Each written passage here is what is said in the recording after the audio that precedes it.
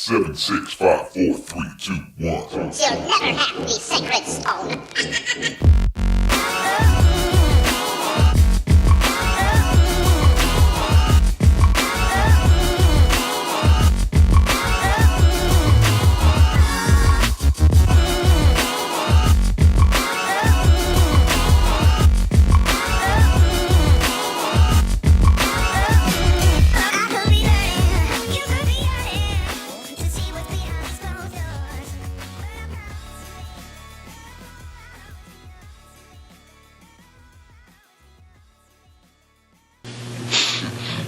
All right, and welcome into another edition of the Vegas Squares podcast. It is golf betting week again. It's our midweek podcast Wednesday, getting you all set up here with the top handicapper in the studio, Tony Johnson.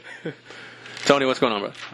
Not too much. It's an exciting time. It is probably one of my top 3 or 4 favorite tournaments of the year. So this is, I think, a lot of people that are huge golf fanatics really look forward to this week. The Players Championship is so-called the 5th major, and I don't really necessarily call it that. The field, it's usually the best field of the entire year. So you get a great field together on a difficult and sort of entertaining golf course. Only good things can happen usually. Well, of the top 50 players in the world, all 50 of them are playing in this field. So amazing, isn't So it? yeah, you're right. Incredible. It feels good. Let's thank the sponsors, 12 Ounce Sports Radio, who airs us every Monday and Wednesday right now. Monday and Wednesday evenings. We also want to thank Vegas Puckline Apparel, Eric on the Web Productions, and ChaiPoker.com. But yes, it is the Players Week, the 5th major, TPC Sawgrass, the Island Green, all of those notable ways to mention this tournament. Before we do that, let's kind of see how Bay Hill went. Yeah, Bay Hill was interesting. We were in a really, that never can be good. Yeah, we were in a really good spot early on. I know that you as well, and I believe Token also had some bets against Jason Day in the matchup realm. And Jason Day ended up only playing 6 holes and then withdrew with a neck injury or into his upper back, and it's an injury he's had before. Actually, this is the 2nd or 3rd time it's happened to him.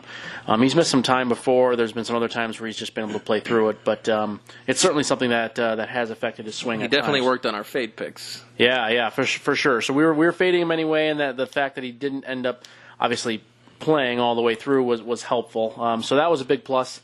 And I had a couple fades on Phil Mickelson, which was really good. And the one thing that went sour was the third main fade, I guess you would call it, was a guy by the name of Francesco Molinari, who AKA the winner, happened to shoot a 64 in the final round and come back and win. And not only did he come back and win, which squashed some of our future bet chances, but he also beat 2 matchups, including Tommy Fleetwood, who he was matched up against and finished third. Yeah. So, I mean, you get a guy that finishes third, you expect to win that matchup pretty much every time. 9 out of 10 times. Yeah, so that's... Especially when, wasn't he like 4 or 5 strokes ahead of Molinari going into the day? Yeah, it was tough. It was a tough loss, but... it's these things happen. Handicapped the tournament really well. This was, a couple weeks ago we just had a bad week. The handicapping wasn't the best. This one was really good. Fleetwood was our main future bet at 30-1, which was nice, and he had a 2-shot lead going into the 3rd round. So I mean, there were a lot of really good spots here, but just didn't come through. But keep doing what we're doing, and looking forward to it. I think we ended up as a small loser last week. You're a big loser in my eyes. Yeah, thank you. But yeah, just a small loser last week. But after what happened with Molinari at the end, to only be a small loss, is we're pleased about that. Actually, I can't call you a big loser, considering of the 3 people who usually want to be a part of these golf podcasts, you're the only one who showed up. Yeah, what is that? We could have had a studio full here of 4, and all of a sudden now there's 2. Yeah, no Token Tony, who said he was 50. We got the text 50-50. And I'm like, is this a raffle? Yeah, that was. And then we got the message from Cleo that says, I will be there. Well, he lied. But anyways, so let's talk about the course. I've played the course, which was really cool, great experience, but I don't remember much other than hole 17. I know that 16 is a pretty cool par 5. Yeah, it is. And then 18 kind of goes that half left, kind of left-leaning hole over the water, Tough drive. where you Very can tough. decide to go over the water or play it safe. Other than that, kind of educate me and the rest of the people listening about this course. Yeah, this one is a pure shot maker's golf course. So Pete Dye, who's the designer of the course, is renowned for making difficult courses and courses where he tries to get all players to use every club in the bag, Right. essentially. And so Pete gets criticized, and correctly so, in my opinion. Actually, he's not one of my favorite course designers. On a side note, that his courses are too difficult and they can be not playable for the almost the majority of the golfing population, because there are so many shots where you might have some sort of forced carry, even from some forward tees. You might have some spots where you have to hit the ball into a certain way. Like you said, on 18, you have to be able to move the ball theoretically from right to left. Yeah, I mean, nobody wants to start a ball over water and then move it to the right. That's not a shot that people necessarily are feel good confident about in. that, yeah. Exactly. So there's a lot of things like that, but this course really came together for him, and this was his first, I think, major signature property about 40 plus years ago, and they haven't really done a whole lot of changes to it in regards to the architecture since. There's been some bunkers and a few things added here and there, but nothing really major, and it stood the test of time, and it stood very well, at least in the professional ranks. And so yeah, I mean, basically besides that, we have some of the famous holes, as you talked about. 16, 17, 18 they're really iconic finishing holes, especially 17, the Island Green, which is certainly will go down Most in famous holes. Yeah, we'll go down in lore for many of the great things that have happened and many of the many players that have lost a tournament on that hole. But this year we get this tournament in March, which is its original design of when it should have been in the schedule back in the 70s and 80s and into the 90s. It was in March for the majority of that time, and then when they moved some things around schedule wise for about 10-15 years, it went into May. So this course will play. Isn't it usually around Mother's Day? Yeah, it was over some sort of holiday. Mother's Day sounds right. I don't remember. Too many other holidays in May. Yeah. Except my grandmother's birthday, but I don't think they planned the PGA Tour around my grandmother's I think birthday. so. I think it might have been Mother's Day. So Speaking of 17, I want to interrupt you for a second. Yeah. You talked about it, how it's it's in lore. I haven't seen it. Maybe you've seen something. There's no bet out there for how many balls people are going to put in the water. I thought there'd be a prop out there. that would have been kind of fun. So step your game up, Westgate, or other sports books. So, anyways, proceed. Yeah, nope. That would have been a fun prop, definitely. But so conditions-wise, we're going to see a huge difference from what we've seen in the last decade plus in regards to the tournament now moving to March. So obviously, I think the easy one is weather. Certainly, you're going to see the temperatures be much lower than they would be. In fact, in the Jacksonville area in May, at least as this tournament is played, it actually can get not only warm, but the humidity really dries out the course as well. And so you see a lot of that thicker rough be very, very wispy and very, very difficult to control your ball out of there. So it was one of the defenses the course had, was actually playing this tournament in May made it more difficult. So while the weather's a little bit colder, and that might sound like it would be more difficult or not as good, it actually the course will yield softer now, because the rough will not be as dry, and you'll be able to get a club more soundly on the ball, and you'll be able to judge the ball off the club face a little bit better, and you'll be able to dial Florida, in. it might still be pretty hot. Yeah, no, it could potentially not be that cold per se, but we're into a season where the grass has been growing now for a little while, and it's actually kind of almost at peak time for that area of the country. So I think that as funny as it sounds, despite the fact that there should be higher winds at this time of the year and a little bit colder weather, I actually think the scoring will be a little bit better based on the course conditions and the way the course is and the way they have it set up right now. Yeah, fair enough. It's definitely a tough track to play. I mean, obviously I'm not a good golfer, but there's a lot of holes where you can get real lost in the course. Sure. And one of my favorite holes, I don't remember exactly what number it is. It's an incredibly short par 3. It may be 100 yards. Yeah, I think it's on the front nine. Yeah, it's on the front 9 for sure. Yeah, I'm trying to think of the exact hole. But like the first hole, you get caught in that left bottom bunker. Yeah. There's a lot of tough spots where things can unravel. For sure. And correct me if I'm wrong, isn't this where Kevin Na got the 14? It is. That's true. So, all right, well, talking about the course, we do this every week. What kind of hitter or what kind of golfer does this course favor? Well, this is And not favor. one of the beautiful things about this track is that there really isn't much favor throughout the years, and we've seen that from the winners. We've seen a lot of winners that are very, very short hitters, more controlled kind of guys, and then we've seen a couple of bombers come through. As long as and their get some bombs wins. stay on the fairway. Correct. That's pretty much essentially what it is. Again, a shot maker's golf course, so the sense of what that means. Most likely you're going to have a player that's comfortable working the ball in both directions, both right to left and left to right, comfortable with hitting anything from a 5-iron off the tee to driver in a tough spot at times. Just a player that is not only, I think, good with the majority of clubs in his bag, but also is going to be able to think and make the smart decision when need be. Not fire at a pin when it really looks very, very good. You might have the right angle, on one side of the fairway into the green, but if you miss in a certain spot and all of a sudden, you roll off the back and you're now bring bogey into play, you might have to just hit at the middle of the green, or you might have to hit at another spot, despite it looking so good, or having an 8-iron in your hand. But I think the smart player, and I would say that some experience. So I guess this all goes into the experience factor here. We have seen the majority of the years that early first and second time players have not done very well. Jon Rahm's a good example of that. He's never gotten better than tied for 60th in this tournament. The only exception I can think of right now would be Xander Schauffele, who had his opening a year at this tournament last year, and he finished tied for second. So that would be the only one. But I mean, Xander has certainly proven that he can do some things that a lot of other guys haven't. Siwoo, that was his second year as well when he won. Yes, so again, that would be another example against my theory. But there have been many players, even Sergio Garcia, who probably has one of the best records out on this course, actually didn't have a top 10 until his 5th time out here. So out there. So I do think that having some experience definitely will matter as well. Fair enough. Speaking of experience, we've gotten announcements that both Tiger and Phil are going to play.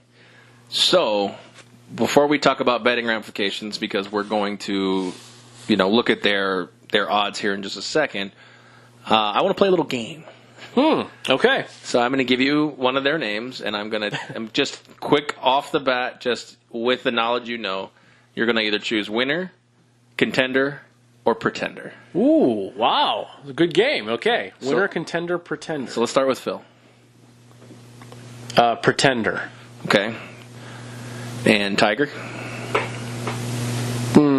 Tough to know. The injury is tough. I would say outside contender. It's hard to put him in a pretender with how well he's hit the ball this year. So I'll say contender.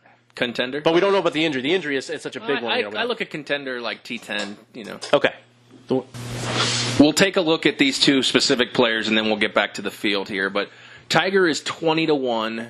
A little bit of a dangerous number, but like you said, he hits the ball really well, and if the injury is not a problem, the value at 20-1, thumbs up or thumbs down? Thumb neutral. Just because of the.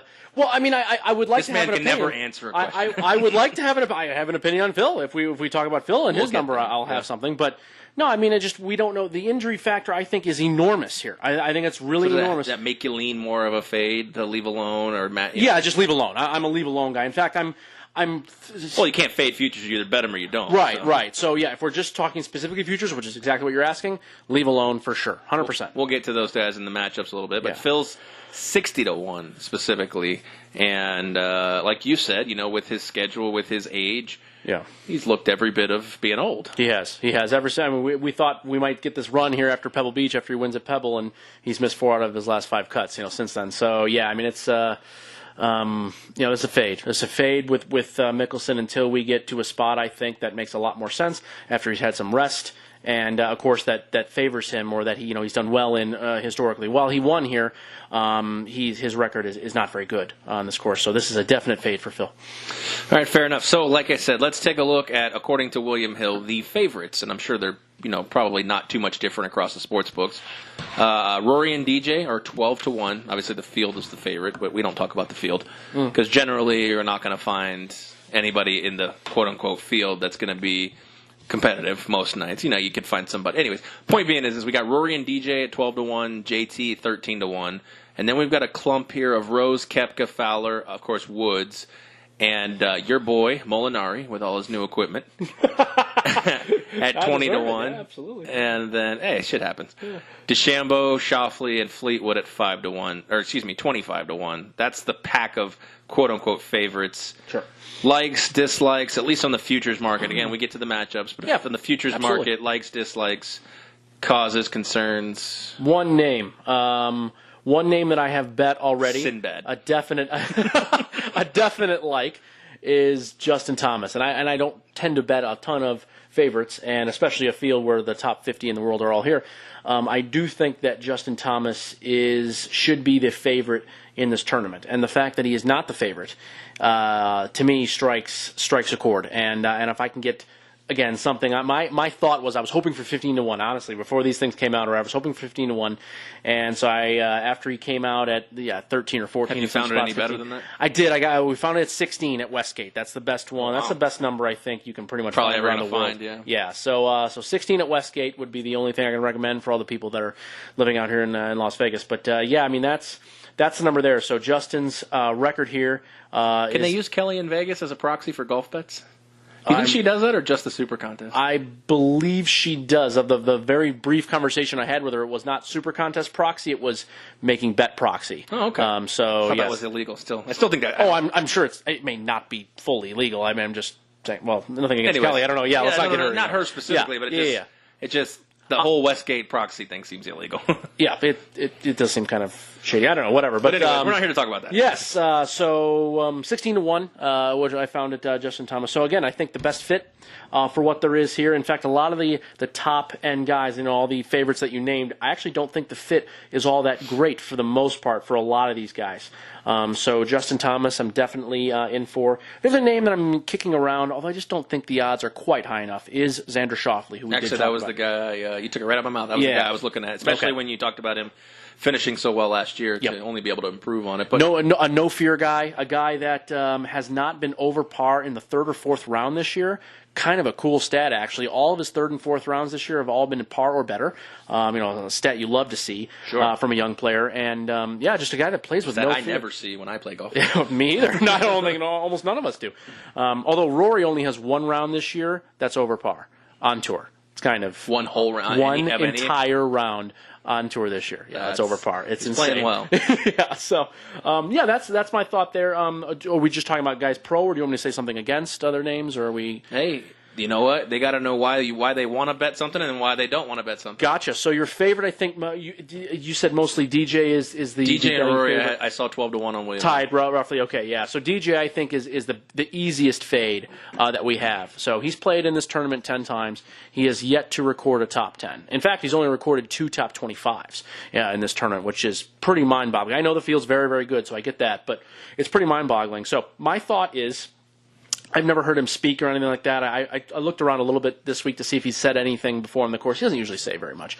He's a pretty positive guy, but I couldn't find anything. The only thing I thought of, though, I looked at the course and all of the shots you have to hit off the tee, and the majority of the shots, if you want to shape it with a driver, are going to have to be right to left. You're going to have to be able to draw the ball. And Dustin Johnson is a perennial power fade. He is the power fade, guru of bombs, with a driver. So I think that's probably why maybe his record at Augusta isn't always the best either. So I do think that might be the issue, is that he and it's hard for him to tone it down. It's hard for him to take less club and try to play for position. It's just not his style. It's not usually his brand of game. So I do think that's a guy you can easily fade and easily not worry about really necessarily. That means you should, I guess, like Molinari, he's going to win, right? So naturally now just empty the savings account. Just get it done. Justin Rose, also another guy with a very poor record here. One top 10 in 15 appearances.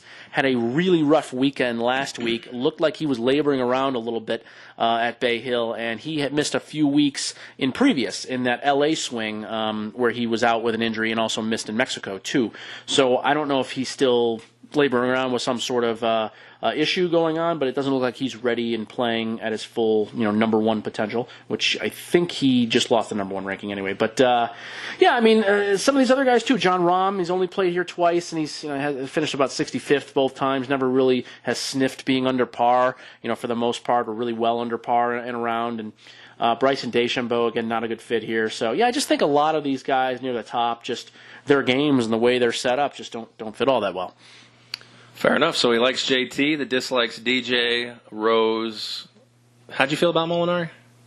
No comment? I have no comment on Molinari. Molinari is, if he's playing... You still don't feel comfortable about him being comfortable with the Callaway. Correct. But at the same time, he just binked a tournament and shot 8 under. So. Hard to argue, right? Yeah. So I'm in avoidance of Molinari. I'm eating my words. I'm in avoidance. I'm not going to touch him in a matchup bet. I'm not going to touch him in a future bet. We're not betting Fettuccine Molinari. No, okay. we are not. So. All right, so let's look at the middle of the pack. Some of these guys. Mickelson falls in this one. You talked about John Rahm. William Hill has him at 28-1. Sergio's a guy that catches my eye. You talked about his success. He's 30-1 right now. Jason Day, withdrawal last week. Of course, he's not necessarily comfortable with. He's 35-1. True. A clump here of Adam Scott, Paul Casey, Henrik Stenson, and Patrick Cantlay, 40-1. The defending champion, Webb Simpson, 45-1. Cabrera Bello's been playing really good golf lately. Matt Kuchar, 45-1, also with Mark Leishman. Ian Poulter, another good guy who's shooting up the radars at 50-1. And Jordan Spieth, not a name you'd expect to see at 50-1. Yeah. What about this clump right here? It's a fun clump. It's usually the clump that I try to focus in on. That type of odds for future bets, because you usually can get a lot of quality players that are a little bit longer than the front of the pack. And yeah, I think this is no different this week. A lot of good names here. So we'll start with the positives as always. Sergio is a guy that he doesn't miss cuts. Here he's 17 of. First of all, he's played this tournament 19 times. He's 17 of 19. And he has 6 top 10s in those 19 events. Isn't this where he and Tiger got into a real big brouhaha one time? Like they started going at each other on the course. Something about and who was supposed to hit win or whatever. There was a was this course? I'm asking you. I can't. You're remember. the old guy. I can't remember. Nice. I can't remember specifically. I don't know. Fair enough. But no, Sergio is just super comfortable. And again, a type of course that would make a lot of sense. I know he's got the good record to prove it, but again, he's a shot maker. He's a guy that moves the ball a lot with his irons and woods, and he's a great ball striker. So this makes a lot of sense. He has won here before.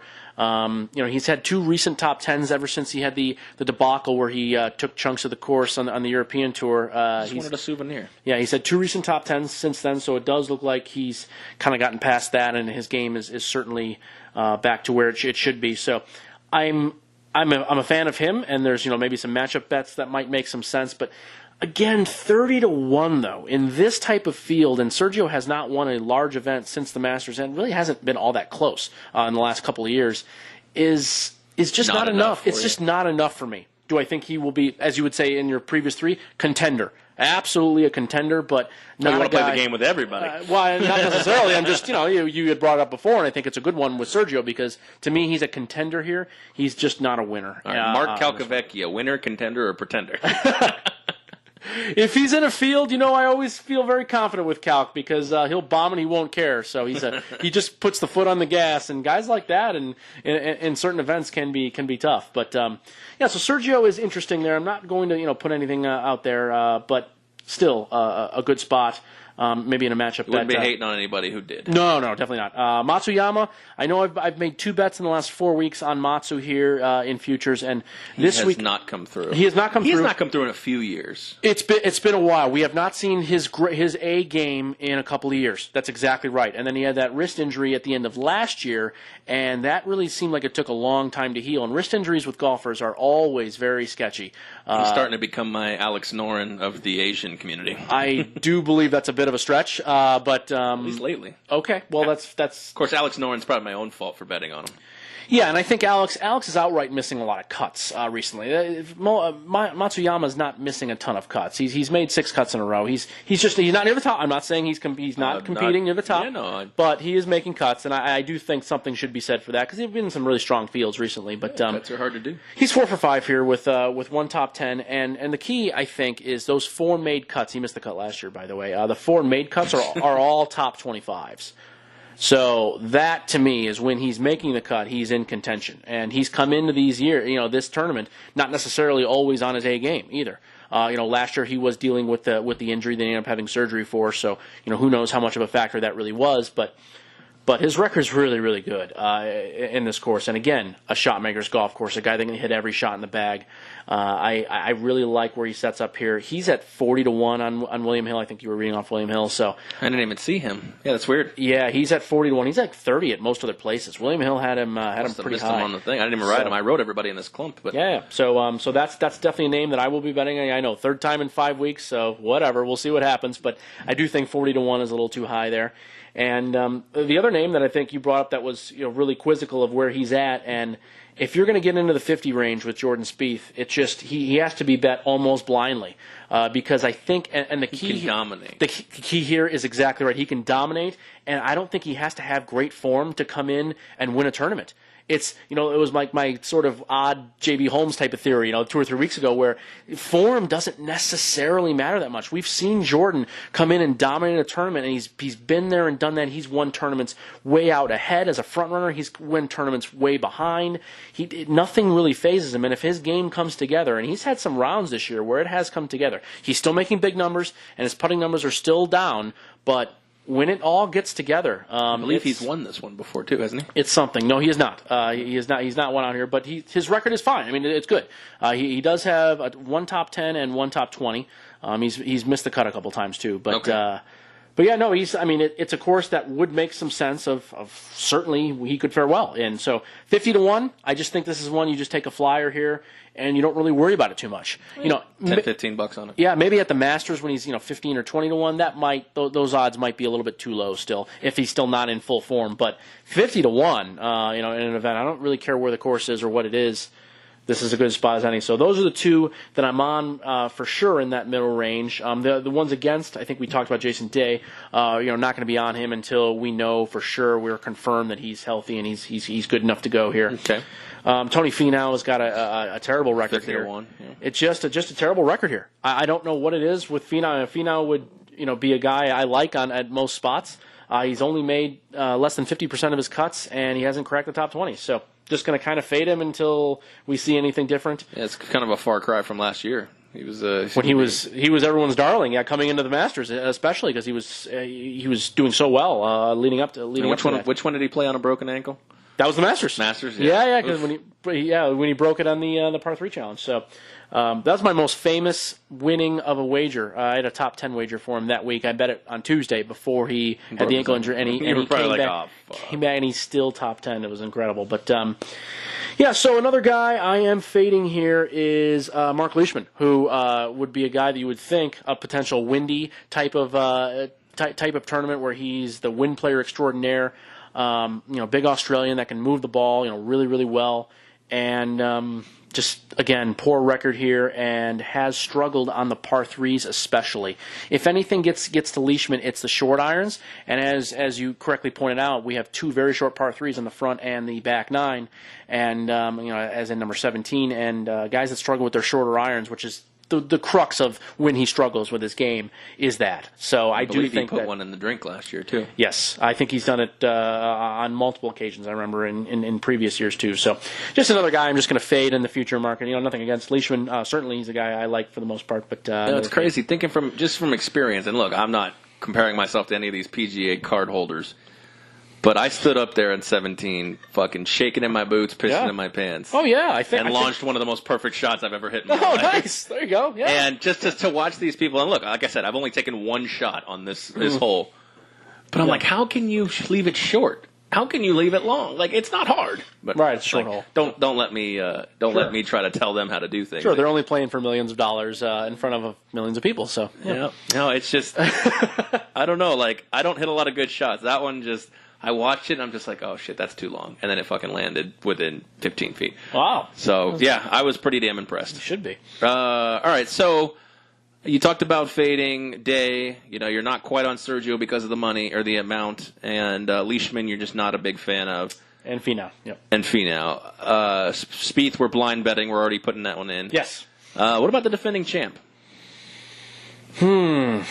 I think it's I think the odds are pretty much where they should be. He was another guy I was thinking about as the tournament came in. Where would I put him? Where would the odds, for me? I had it right, 35, 40-1. So to me, that's about, I think, where it should be. So, not a bad bet per se, but it's just not one where I think we're getting value on. Webb's playing well. I mean, again, continuing to play well, especially with the putter, the short game, which is something we've now seen for a couple of years. That was never a part of his greatness. But so I don't nothing against Webb. Maybe a matchup if you get something favorable, but probably just not quite enough. Not quite enough value here. I don't dislike Ian Poulter either at 50. Cabrera Bello, as you said, is playing extremely well. Great record here too. 2 top 10s in the last 3 years. Can he win? Can Cabrera Bello win a big tournament? So tough with futures. I mean, obviously, you're more probably versed in the golf betting, but were matchup bets, T20s, T10s, props, were those always a thing? Because it always seemed like just golf betting was just who's going to win, and it seems like that with NASCAR betting too. To me, was it always? I can't comment on NASCAR matchups. Were matchups always a thing, or? It seems like that's more of a newer thing, maybe within the last 5 years or so. I think they're being talked about a little bit more in the last 4 or 5 years. But when I started betting 10, 15 plus years ago, matchups were always a big focal point. I mean, I was betting, of course, overseas, abroad. But I just wondered if sports books took them because of the handle they could take. Betting futures is so tough. It sure is. So, it sure is. Yeah, no, they'd rather you just bet all futures, certainly. Oh, of course, yeah, absolutely. Getting back to Cabrera Bello, I don't. To me, he's a guy he's never closed in big events.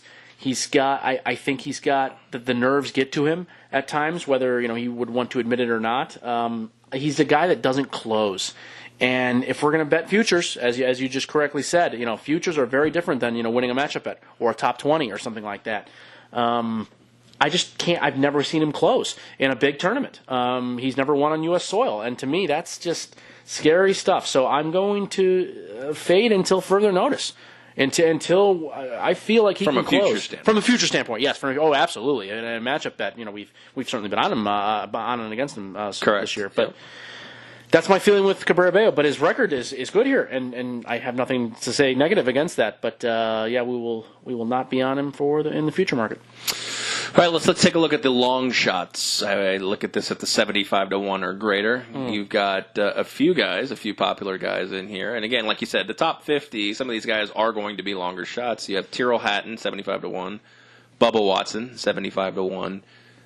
Cam Smith, a guy you like, I think he's 75-1 as well. Let me see. Let me open up here real quick. Oh, you were nailing the guys that I would probably mention in this group. It's kind of awesome how you're doing that.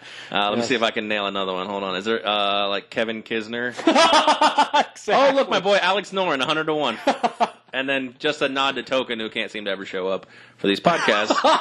Charles Schwartzel at 100-1. Yeah, first group off tomorrow. So yes. Yeah. Wow. Yeah, that's right on it. I don't really know where to start. I'm kind of excited. So, I thought I heard the table bounce. Yeah. We'll start with who I think has the best value this week, and that's Cameron Smith. All right. Do have him at 80 if you shop a little bit. South Point, I know for sure, and I think Westgate as well at 80.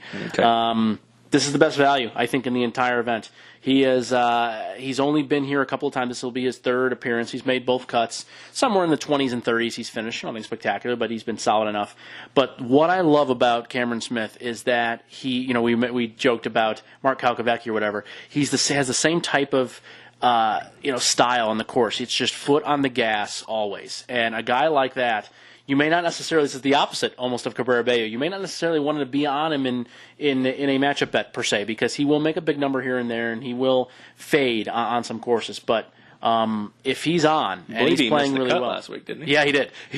Speaking of. Yes, but when he's on, he plays with no fear. And he's got every shot in the bag, and he's just a guy that you want. Also, great wind player too. Another classic Australian that's just great in the wind. And he's from West Australia too, where I guess it does get extremely windy. And he's a guy that I like a lot in general. And you get a number at, I know the field's great. I mean, we could talk about that all day, but 80-1 for a Cal. He's the 18th ranked player in the world right now. I mean, 80-1. It's beautiful thing about tournaments like this. Yeah. So this is this is, I think, the best value here. I don't really know what else to say about that. He's been playing extremely well this year. Yes, as you said, he missed the cut last week, but his record this year has been really strong. He's in the top 30 right now in FedEx Cup 2. He's had a bunch of top 10s already. So, yeah, Cameron Smith for sure there. Tyrrell Hatton you brought up as well. He's a guy I haven't put a check mark next to. That's a for sure bet, but Tyrrell I wrote down pretty early on here. A guy What that, do you find him at? I found 75 to 1. 80. I have 80. Yeah, I'm staring at 80 right now. Just a guy that The Westgate? Westgate and South Point both, yes. Okay. Just a guy that can fit here. Again, a shorter hitter, but controlled quality short game, and that type of play can certainly win out here. We've seen a lot of that type of player win. He's played a lot more in America now this year. He will probably get his PGA Tour card at the end of this season. With some quality play down the stretch, he'll play over 15 events, which you have to. So I do think that Tyrrell Hatton, going forward, we can start to kind of trust him a little bit more on U.S. soil. So 80 to 1 could seemingly make some sense there. I'm not 100% sold on it yet. And then the third guy you did mention right away when I started laughing is Kevin Kisner. Yeah, so this is he's 80 or 75, pretty much everywhere. The Stations casinos out here have him at 90 to. As shocking as that is, Stations usually is really, really poor with future bets, but they have him at 90 for whatever reason it is. So yeah, 91 for Kisner on his beautiful Bermuda grass that he plays so well on.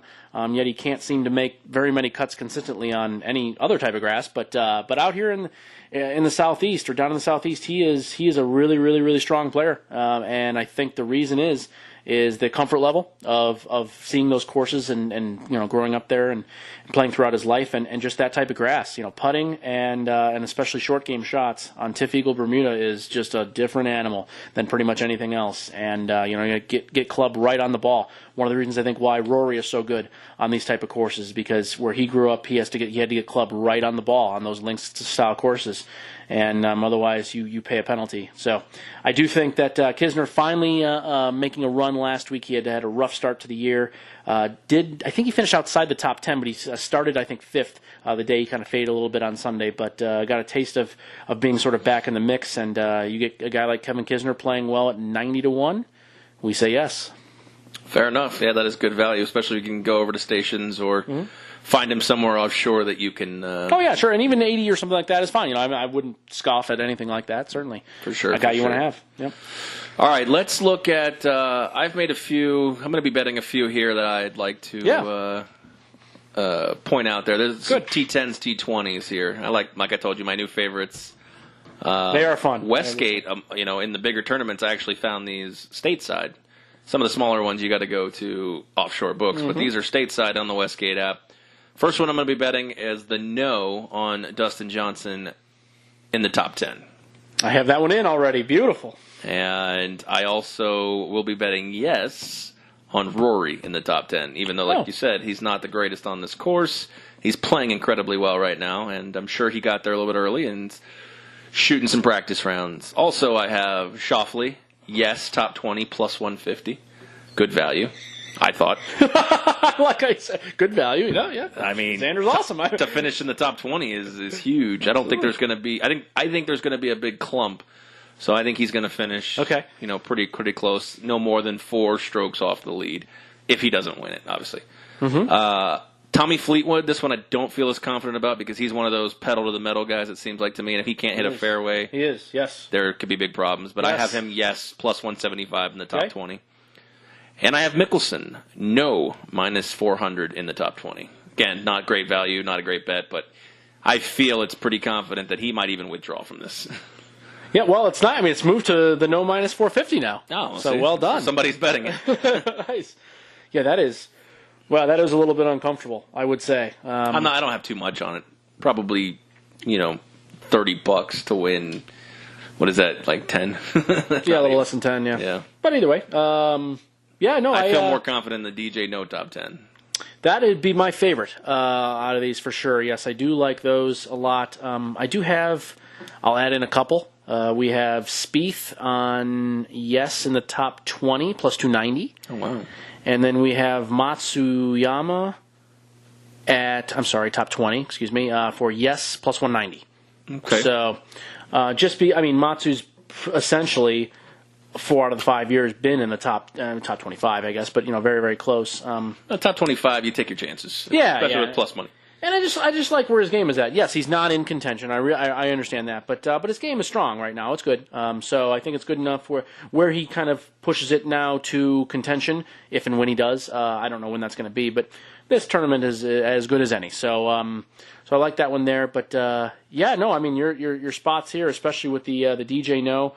Xander, I mean, how can anybody argue there? Xander is always a threat in every tournament. Again, I think this fits him beautifully too. So where are you at with what about like Justin Thomas, top 10 at plus 200? Where did you stand on that one? I mean, like you said, he's an incredible threat to win, and I don't hate the top 10. I mean, that's not a bad bet. These are just the bets that I had. I mean, just asking your opinion. That's I like that bet. I mean, like you said, he's the odds-on favorite, even though he's not the betting favorite in the futures market. But reading as much as I did, a lot of people really like Justin Thomas in this spot, and they think that the 13 to 16 to 1 is huge value. And I'm one of them. Yes, for sure. Yeah. So again, JT's been playing well.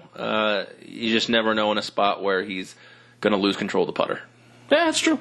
That's true. I'm not saying it's going to happen here, but that might be another spot. Yeah, plus 200. I don't want to. I would rather go bigger on a few bets than tiny on a bunch of bets. Okay, fair. So that's probably not one I'll be. I don't like Justin Thomas too, just personally. Okay. He didn't do anything to me. Okay. I don't know. I just don't.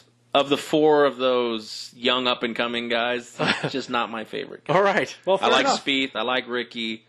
I like Bubba. I like Rory. Just something about Justin Thomas rubs me the wrong way. All right, fair enough. I don't know what it is. Yeah, I'm not sure either. And I'm sure if I met him, he's a stand-up guy. But something, you just get those people who you're just like, something about that guy. Okay, fair enough. But it doesn't mean I wouldn't bet him in the right spot. I mean, if you were a Kentucky fan, I would be more understandable because I think he's a Louisville guy. But okay, that's fair. So Yeah, nope, doesn't I've matter. never been to Kentucky except driving through it. Okay.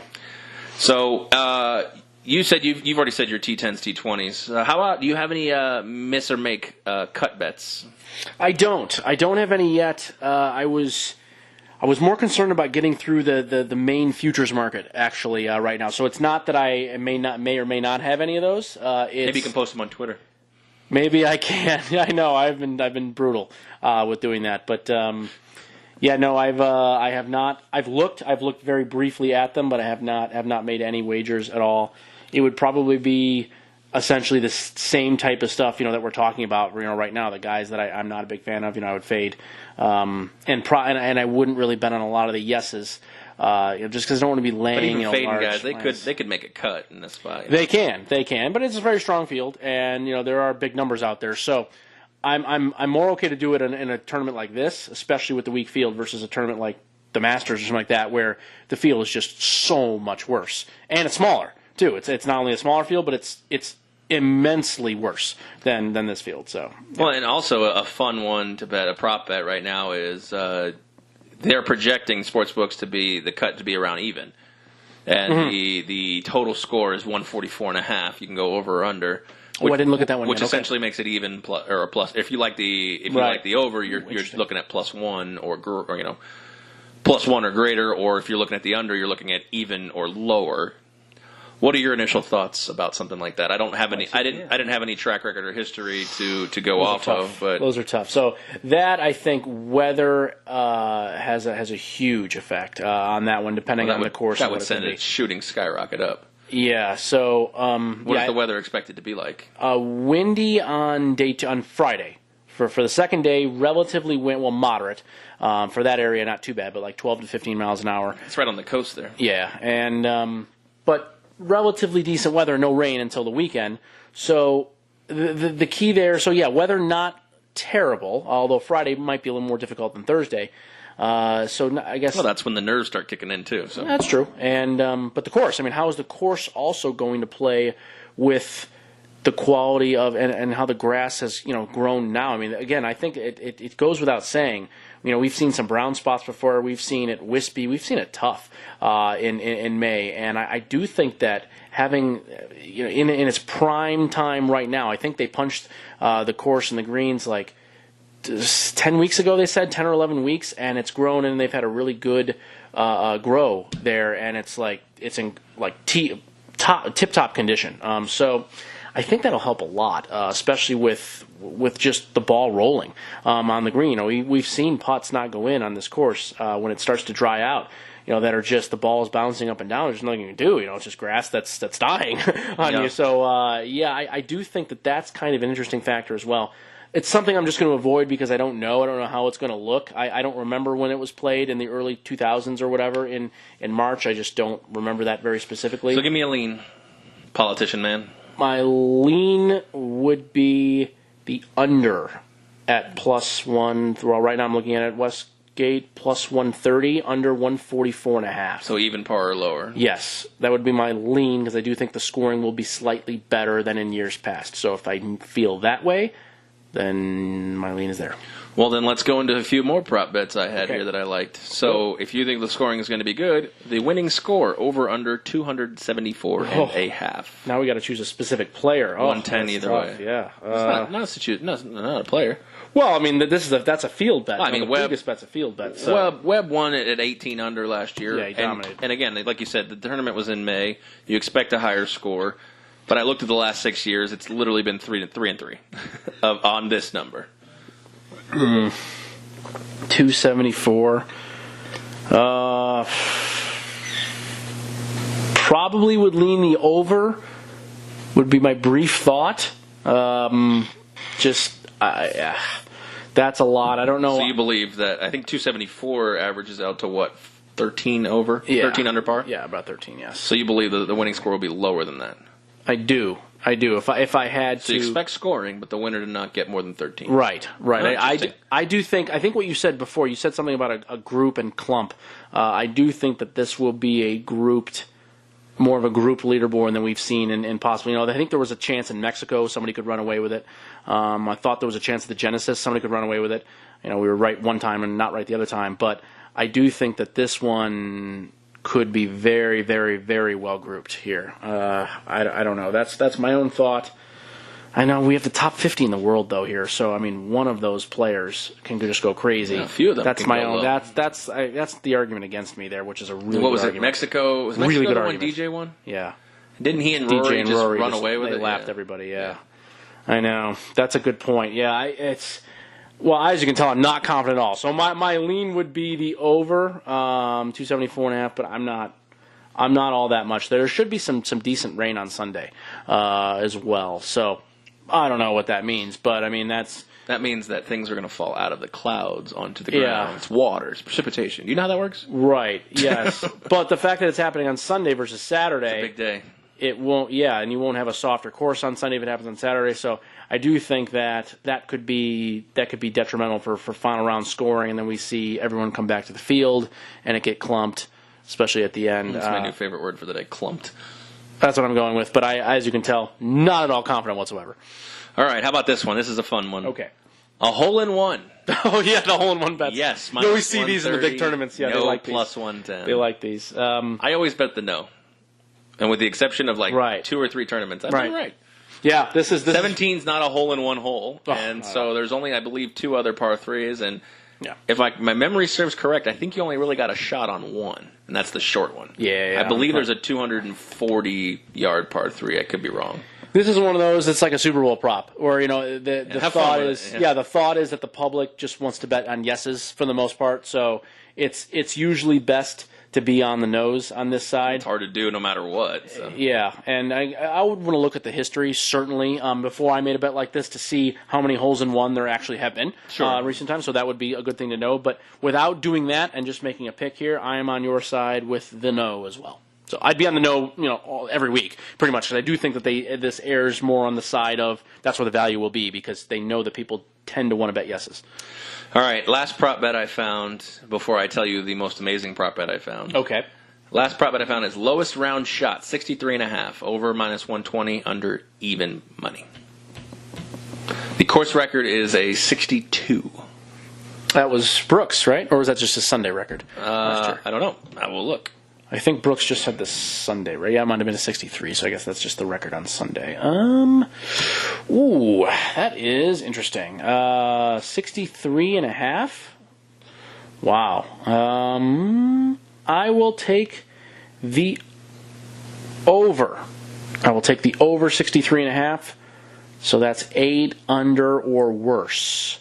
Yes. So I will take the over and hope that we can fade the entire top 50 plus in the world. But 8 under is a really, really, really good round. And if a really, really, really, really good round doesn't win a bet, that's kind of the side I probably want to be on. So, I guess I'll take the over on that one. That is fair. I'm surprised you didn't love Schwartzel at 100-1. He finished second last year, didn't he? I don't remember that. But possible, very possible. I don't know. No, actually, the record, I lied. I must have looked at something else. The record is 63, actually. Can you guess the two men or one of the two men? Was Brooks one of them? I'm going with Brooks? No. Okay, then it must have been 64 because I know he had a big, big final round last year. By the way, no one has had a hole-in-one since 2008. Oh. Also, just looking it up on PGA Tour. Hal Sutton would be my guess. No. Okay. Freddie Couples. Okay. And the Shark. Oh, nice. Both shot a 63, best score. Nice. 24 under the lowest 4-round total. The highest 4-round winner is 1 over par, 280. Those were probably in March then, I would guess, because they played a while ago. Yeah. Maybe, I don't know. It's an interesting one. Yeah. But the hole-in-one hasn't been one in 10 years. Bobby Garrigus. There hasn't been one in 10 years? Oh, yeah. Well, according to PGAtour.com, yeah. The nose is definitely the right side. The nose is definitely the right side as a dog, too. Yeah, that's pretty amazing. So, there you go. They've all been here we go. The last 1, 2, 3, 4, 5, 6, the last 8 hole-in-ones have all been on the 13th hole. Okay. Gotcha. And here's a fun fact. 177 yards, roughly. Okay, I'm looking at it now. Yeah. 3, 4, 5. 6 hole-in-ones on the 17th. Last one made by? No idea. Miguel Angel Jimenez. Ooh, that I would have never guessed. I know. Nice. That's cool. Anytime you can get a Miguel Angel Jimenez. Yeah. Everybody loves him. Yeah, that's easy. All right, so you want to hear my favorite Westgate prop? Yeah. Let's hear it. Yeah, I haven't looked at all of them. I know it's not going to hit, but it's just fun. I put $2 on it. You can bet $2 at Westgate? Yeah. Oh, okay. I thought it was a little higher than that. Okay. Nice. 500-1. Ooh. John Daly to win any major. Nice. Should I just rip that up now? It's no, he'll be in one. I'm playing 2 of them, right? 2? Can he play the PGA anymore? I don't know if he can. Can he? I figured he'd play Augusta and he'd play the U.S. Oh, he can't play Augusta. No. Oh, he's not exempt in Augusta. Definitely Can he the play British. the Open? He can play the Open, yes, until the age of 60. He can play the Open as a winner. The PGA Championship, I'm not sure he's in still from 91. So he's got one shot at 500-1. I think he only plays in one this year, I think. So that's one shot. That's a tricky bet by those bastards. Yeah, you could have just waited and made the future bet. Well, what would I have gotten him at, 500-1? Probably. Maybe a little higher. I don't know. Maybe there's a chance that a sponsor exemption gets him into one of the other ones. Maybe, what is it, Herbie Hancock? What's that guy's name? The PGA Championship, they do have 3 or 4, I think, that they can actually allot. Yeah, that one's interesting. So maybe he will get into that one. Yeah, I don't know. That one I don't know. But he won't play the. I got him at one major for 500-1. One major at 500. Yeah, it's for $2. It's fun in its own way, but you just have to wait until he plays actually in a tournament. So I guess I don't really have any faith in it, but it'll be fun. Okay. I'll tell you what. If he wins, the Open? Mm-hmm. We'll shotgun beers and we'll put it on the website. 100%. I'm in. Yeah, if you win a 500-1 bet, I'm in for sure. Bold prediction this weekend. Oh, yes. I guess it's back on me. Former champion Martin Keimer is battling for the lead on Sunday and falls just short, but finishes with a top 10. All right, you can read my bold prediction. Here we go. Yours is probably more fun than mine. Oh, yours is more fun than mine. DJ misses the cut. That's my bold prediction for this weekend. That is bold. That's very bold. I think he shoots 3 over par for the first 2 rounds. Wow. Very bold.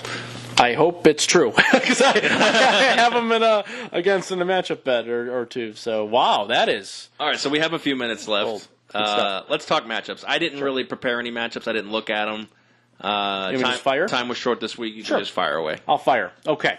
Fire. So we're going to be mostly betting against the guys. Some of them, we've talked about that we're not big fans of. So I'm just going to throw the names out, and especially some of these are actually guys we like too. So it works out really well. Justin Thomas over DJ. When DJ misses the cut at 3 over, and Justin is already bold prediction. Yeah, already in the top 10 and gunning for his 12th now win almost on tour. But yes, we have him at plus 115 at South Point. So that's exceptional right there for Justin Thomas over DJ. Another bet against DJ is McIlroy. The problem is I'm kind of like you. I'm not necessarily super confident with McIlroy here on this course. I know he's been incredible this year. There's no question he's the best player in the world right now. But, I don't know. Minus 110. Minus 110 both ways. I'm not sure about that one, but that would be the other one against DJ. Jordan Spieth against Phil Mickelson. I know that Jordan has made some big numbers and he's missed some cuts and it's uncomfortable, but Phil makes you all a lot more uncomfortable in this event. And we have Jordan minus 120. We'll take it all day long here. So next is the aforementioned Cameron Smith. These are tournament matchups. These are tournament matchups, full tournament. Because William Hill does have the first rounds already out. Oh, they must have just come out. Oh, beautiful. Beautiful. They just came out right before we went on there. Fantastic. So Cameron Smith over Siwoo Kim. Just happened to be Siwoo. I wanted to be on Cam Smith somewhere here. The only one I could find was Siwoo. Oh, no, there was another one. It was a guy I didn't want to bet against. Keegan Bradley, and Keegan's been hot. I want to stay away from that. So Siwoo Kim. Siwoo was very, very hit or miss. He either shows up and plays well, he shows up and doesn't play well, or he decides not to show up. He is a withdraw fanatic on tour, and we're going to be against Siwoo Kim all day, every day, essentially. So plus 100 on Cameron Smith on William Hill over Siwoo. A couple against Tiger Woods here. Tried to get Fowler in right when they came up at South Point. I was right there at Rampart, right when that sheet was hot. It was still hot. And minus 105, it was written on the sheet there, Ricky Fowler over Tiger Woods. And I got to the window, and heavens, it was minus 120. It was minus 120 when I got to the window, and I said, when did this thing change? Heavens, bless your heart. Yeah, he said, well, sometimes the sheet, things have changed before the sheets actually hit the rack. I said, well, that doesn't seem very nice. He said, well, would you like to bet the 120? And I said, no, I would not like the 105. I want the 105. So we didn't get that one in, but it's of interest still, depending on if it moves back down for whatever reason. We do have Xander Schauffele over Tiger Woods, also on the South Point sheet, plus 110 with Xander Schauffele there. Some other of interest here, another one against Siwoo Kim, Matthew Wallace, who has been an exceptional Brit, playing across a couple of different tours over the last few years, and is finally making his way stateside here, and has looked fantastic in the few events that he's played in, especially from Bay Hill last week, where he was in contention for the first time in this country, and looked like he was having as much fun as we were watching him. So Matthew Wallace, minus 110 over Siwoo Kim. One I haven't made a bet yet, but thinking about. I don't really want to have too much against Siwoo Kim for not really any specific reason, but there's that. Henrik Stenson over Gary Woodland. This is the continued fade the Gary Woodland train. I do think he's peaked, maybe for his career. I'm not really sure. He certainly peaked, at least at this point. And a guy like Henrik Stenson, who has an extensively great record, just like he's got a great record at Bay Hill. Coming to Bay Hill, he had missed the majority of his cuts in the last 12 events worldwide, and then all of a sudden he T13s at Bay Hill. A good record there, and a confident player in these types of spots, these Florida tracks. He's always done well in. So Henrik Stenson over Gary Woodland, that's plus 115 also at South Point. And then the last one I guess we can talk about, a couple with Adam Scott here. We have Adam Scott over Jason Day. That at both William Hill and South Point, get that for plus 110. So the last Adam Scott one, the bet hadn't gotten in yet, and I had it written down here, but now I don't know where it is. So we'll just stay with the single Adam Scott bet, but that is all the action I have, or at least I'm considering at this point for the matchups. Fair enough. All right, that's going to wrap it up here for us with TPC Sawgrass and the Players' Championship. Hopefully our bets go well, and we can make you guys a little bit of money. Or if you fade us, fuck off. Mm-hmm. Yes. But we want to thank, obviously, the sponsors, 12-Ounce Sports Radio, VGK, or Vegas Puck Line. I always want to say VGK Puck Line, which I like to bet. That would be good, too. Yeah, Vegas Puck Line Apparel, Eric on the Web Productions, and ChaiPoker.com. We will catch you this upcoming Monday We'll talk a little bit of everything that's going on. It's been a couple of Sundays, or it's been a couple of Mondays since we've been on the air, so we'll have a lot to talk about. And any parting words for this? TPC Sawgrass? Great event. One of my favorite events of the year, and it's one of those, I think, especially now we have prop bets that are out on sites and places in Las Vegas that don't usually have prop bets on golf unless it's a major, and they're treating this as a major. So you can really have a good time on the weekend with both prop bets, matchups, and futures galore, and it's just couch time and golf. So a good time, at least in my eyes. Fair enough. All right, that's going to wrap it up for us again. We want to thank everybody for listening, and obviously thank the sponsors as you heard before. So this is the Vegas Squares Podcast. I am Aaron, and that is Tony Johnson. We will catch you on the next one.